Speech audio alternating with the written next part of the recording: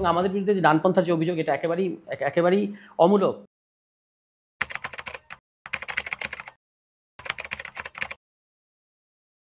একেবারে বের হওয়া যায় না আমরা বলেছি, এবং পুরনো রাজনীতির তো একটা দীর্ঘ এখানে শক্তি আছে।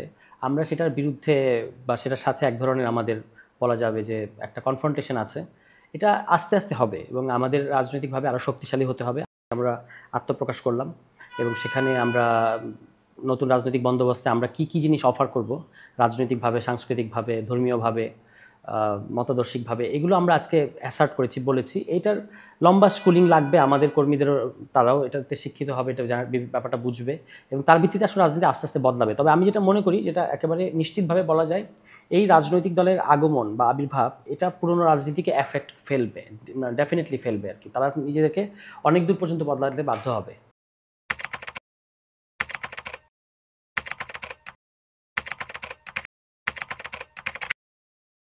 ওকে, মধ্যপন্থা মানে নীতির প্রশ্নে ধূসর একটা অবস্থান নেওয়া সেটা না। বাংলাদেশের বিশেষ বাস্তবতায় বাম বনাম ডান, শাপলা বনাম শাহবাগ, ধর্ম বনাম প্রগতি, এই যে বাইনারি যে রাজনীতি, সেটাকে ছাপিয়ে যাওয়ার অর্থে আমরা মধ্যপন্থার কথাটা ব্যবহার করি।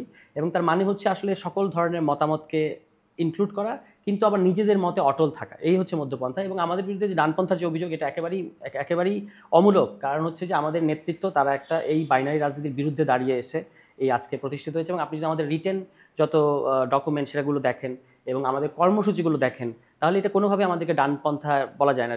যেটা যারা বলে তারা আসলে বাংলাদেশে সবসময় একটা সেকুলার বনাম ইসলাম এরকম একটা রাজনীতি রাখতে চায়। তো তখন তাদের এতদিন আওয়ামী লীগ বনাম ছিল অন্যরা, এখন যেহেতু আওয়ামী লীগ নাই, এখন বিএনপি বনাম অন্যরা, এরকম মানে বিএনপিকে সেকুলার ফোর্স এবং বাকিদেরকে ডানপন্থী বানানোর ওই রাজনীতির অর্থে আমাদেরকে এরকম হয়তো করে থাকতে পারে, কিন্তু এটা একদমই সত্য না।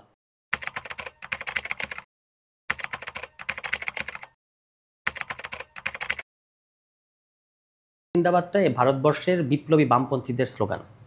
মানে আপনি উপনিবেশ বিরোধী সংগ্রামে এই স্লোগানটা ভগৎ সিং সহ যত বিপ্লবী আছে তারা দিয়ে থাকতো আর কি, ঠিক আছে।